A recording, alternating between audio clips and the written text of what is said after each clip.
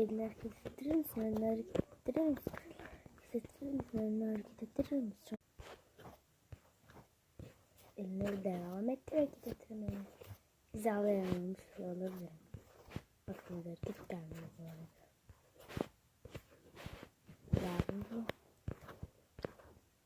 Sohbet edelim mi? Geçelim. Öbür harekete geçelim mi? Hareket falan sayıyorum. Ve pozisyonu böyle güzel hareketler sayıyorum. Hadi öbür harekete geçelim. Hadi şimdi de fotoğraf çekelim. Hoppam.